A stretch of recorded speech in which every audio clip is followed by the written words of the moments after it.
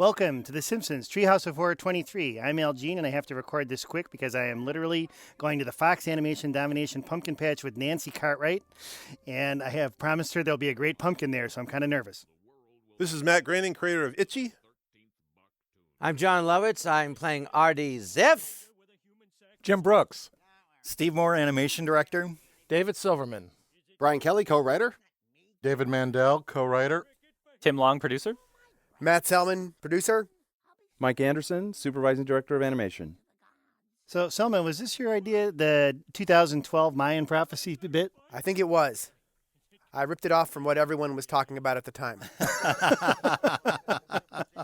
Yeah, we try to figure things that are going to be happening a year from the time we record. And thanks to the Mayans, we had this prediction.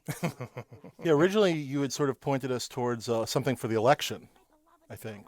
That's right, yeah, we talked about played that with for a that while. for about 3 seconds. Why is everybody topless except for Marge? It was a mistake in the animation. Are these actual Mayan colors or are they Aztec? Yeah, these are a little darker. Yes. This looks like Mitt Romney at Univision. See, we can make those topical jokes Right. now. Well, I do remember that the animatic screening was the day before the actual prediction is supposed to happen. So we had the animatic on December 22nd of last year. So you could have changed it. We could have changed it. If the apocalypse had happened. And the music is a little based on the movie Apocalypto by the Mel Gibson film, which also not Mayan. Screen. Let's see. Converting to base 10, assuming for the birth of Jesus. Actual Mayan slide rule here. What are those characters? We actually got those from real source material and just, I drew them, I did the board for it, so I just drew those little characters on there, and I did have to pick what kind of slide rule, because there's 3 kinds of slide rules, and that seems to be the more serious Tell us about kind. the second one. Yeah. It's saying something very dirty. And what are these gods based on? I think we just made them up. They're kind of based on sculptures that probably exist in Chichen Itza or one of the Mayan cities. Probably going to get in trouble. They're very litigious, those Mayans. The general rule is the first thing a Google search turns up. That's based on the Great Wall of China. Is that Kay and Kodo's only appearance? In this episode. It's the shortest cameo in all of Halloween.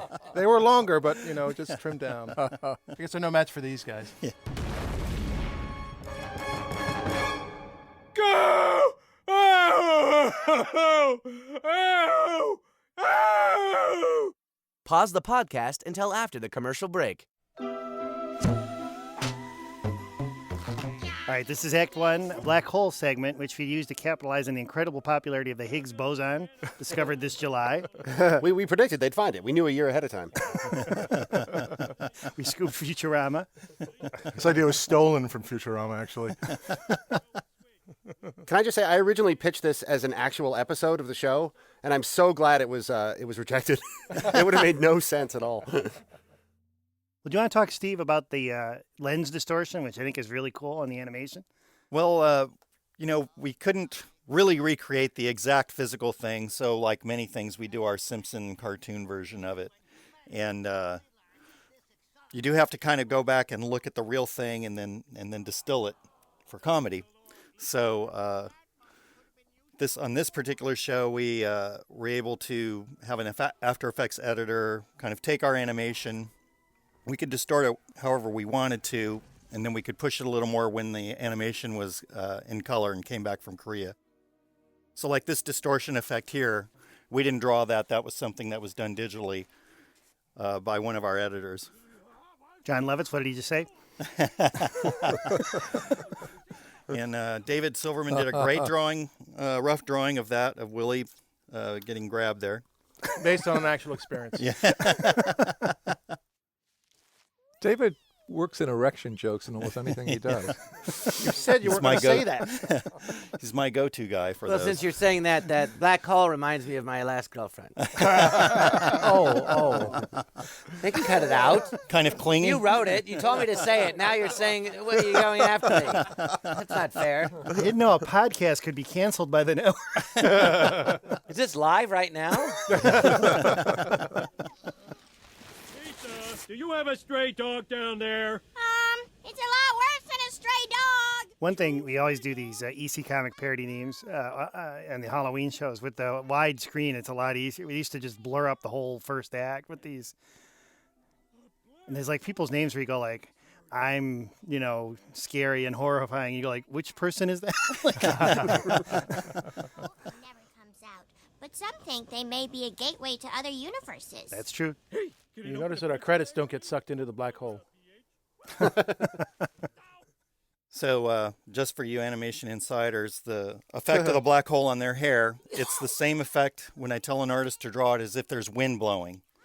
So we got the same effect for same animation for the same direction. I think it's the most realistic looking, totally unrealistic black hole ever. I think it looks really cool. They do say these should exist. This is mini black holes are like physically possible. Well, they just haven't. Supposedly, if they were created in the collider, they would evaporate almost instantly. According to Google. According to Google. According to Google. The song by Robert Plant and Alison Krauss. Late in Life Loves. Didn't cost us any money. Did you say Lovitz? Oh, sorry.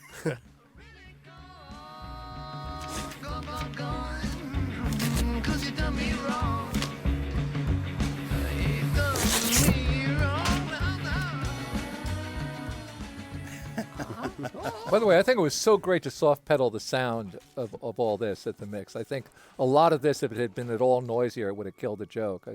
Yeah, no, I think these mixes are always really complicated because, as you would know, people have to add every single sound, and you're going like, what would a little black hole sound like? A lot bigger. Does anybody want to admit to throwing things in? No. Do we even still have that thing? That would be so great if all we did was laugh at the show. Nobody said anything. There have been DVD commentaries for that. And I will tell you, the internet, usually critical, is extremely critical. They never criticize about, wait.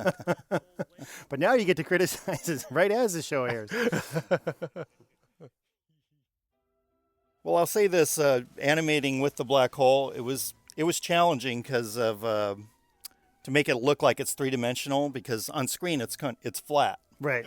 But we would draw it as if it's round. We have to draw the illusion of it being round, so we'd have it go in different points. You knew you were going to do the effect sphere from the beginning? Did you know you were going to try this distortion effect? There were two tests. There was one where you had covered it with it, and I know, Brian, you preferred this, which I think was right. Yeah, I really like this one. But they both look good, but I sort of like, I'd never seen just a pure black hole.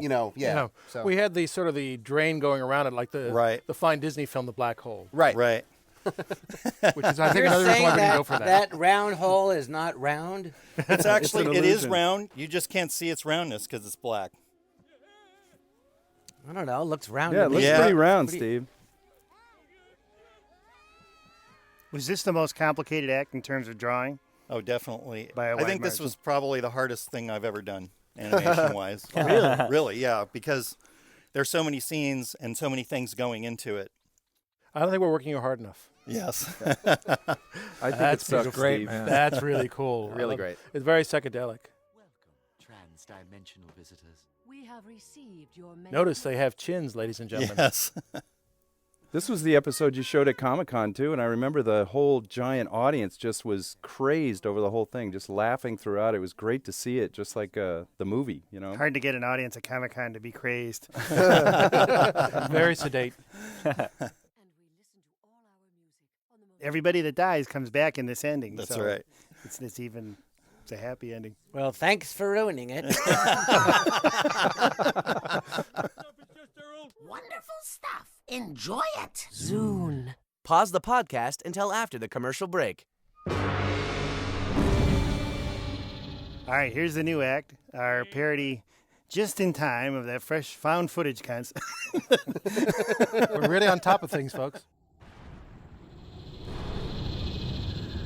If anyone finds this footage after we're all missing or dead, remember me as a hero. Dad, you forgot to pick me up after Little League. You tossed your car keys in my bean plant. A hero! Homer, is that my camera? Now, the complexity in this act, if I may say, it's that everything is shot from the point of view of a mounted camera, right? Right. What's tends to be what's easy in live action is hard to do in animation. So it's hard to do sustain point of view camera on our show because we like to feature our characters at a kind of try to avoid the straight on angles if we can.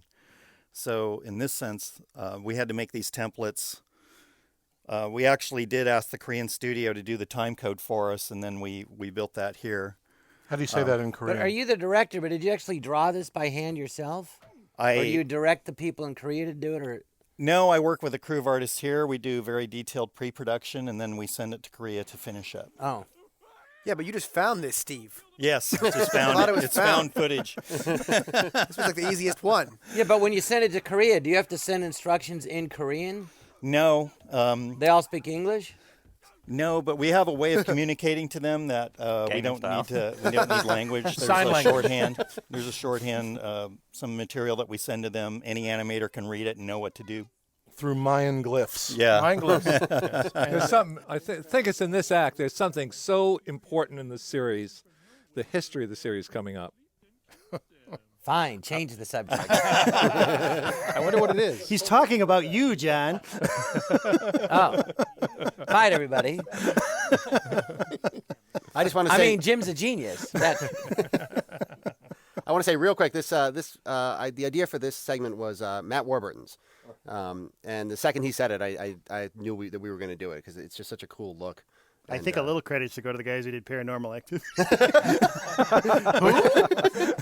This is dedicated to the guys that did Paranormal Activities 2 and 3, but not 1. Those guys are bums. We spit on them. This has one of the things that we saved on this, not very many backgrounds. Okay, here it is. I say this is one of the greatest piss jokes ever. This, come on. And I remember I was part of the one in Big where it just lay there. Well, we had a big debate about the seat being down and ultimately decided that that's Homer. Yeah. Well, Matt and I had a debate about whether you'd hear the urine or not. Yeah. There was a version of it with that's what killed it in Big. That's what I think. That's what I reflected No, I think Matt's on that. right. He said no, The no movie noise. Big? no noise. The movie Big. Yes. Ah, yes. so you are talking about me. Because I was in it. You've just been hanging on to Jim like a barnacle, haven't you? But I think if you have to name the top 5 piss jokes, and you saw this, you'd have to put it on the list. This one's good. The one in League of Their Own. Who was in that movie? Me again. Oh, wait a minute. That's where the piss joke was that didn't work. Yes. With it Tom wasn't Hanks? Big. It was League of Your Own, where Tom Hanks acted it, and I think it was that we just did the noise of it. There was a lot of What noise did you have in to that. do with A League of Their Own? Did you produce it? No, a friend of the films. Oh. You ever do anything for free just to be a nice guy? No! You know that's why you were in The Critic, by the way. Because Jim came from that. He goes, you were so good. This is true. You were so good in that movie. Oh, You I should know. do a show with Sort you. of discovered you, man. Jim said we should. I know. I appreciate all the work you've all given me. We should I write really you a do. show, but not have you to a deal till we had it written, and only you could be in it. No, the truth is, and when The Simpsons came on, I'd watch it all the time. And it was great. I never thought I'd be a part of the show. So I actually do feel honored to be a part of this. I really do. Because it's such a, classic show. I shall take your favorite child. I thought I was the favorite. Why aren't the other people here that are the regulars? Well, apparently they like you. It's been 25 long years, man. Demon, you. I guess it's one of those things a dad has to do. Now, this was a twist where we originally had Homer being the one saying cinnamon, then Matt pitched that it's the demon saying cinnamon, which I think is very funny. Cinnamon, cinnamon, cinnamon, cinnamon! Pause the podcast until after the commercial break. You know, it's really not fair. You're charging $200 for a comic that says 25 cents on the cover. The only way to buy that comic book for 25 cents is to go back to 1974. This was always my dream as a kid, to go back with a roll of dimes and buy Fantastic Four #1.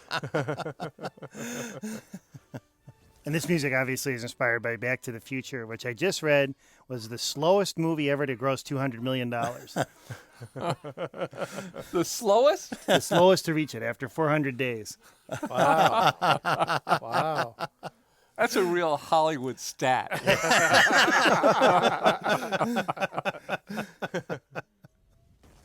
It's called me Peter Bart Simpson. So we're just doing this James Bond timeline. We thought it'd be a funny way to connote going back. That's how you know where you're at in the time tunnel. We were not trying to promote Skyfall, which is coming out. I wonder why Bart is wearing that red hat for the whole episode.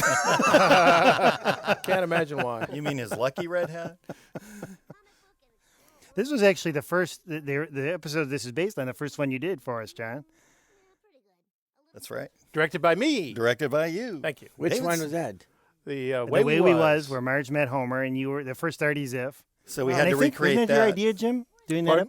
It was your idea to do that episode, the one where Homer and Marge met in high school, right? I don't know. Or maybe. I think so. He doesn't remember thinking of the show, and I don't remember recording it. This is a terrific podcast. This was Dave's idea, and his original draft was a very loving tribute to that episode. There were a ton of jokes. Just thought it would be neat to go back into an old episode and It's just really cool. really recreate it and have the music and everything. Yeah. Very back to the Here's sampling my of- $1 million idea. Here's my $1 million idea, that we cut The Simpsons together again in chronological order. Right. Like Godfather 2, that Yeah. version of The Godfather they show, yeah. I've been told, by the way, Close to You only gets licensed for Homer and Marge now. It was in the Simpsons movie, and it's in this episode, and it was their original theme music.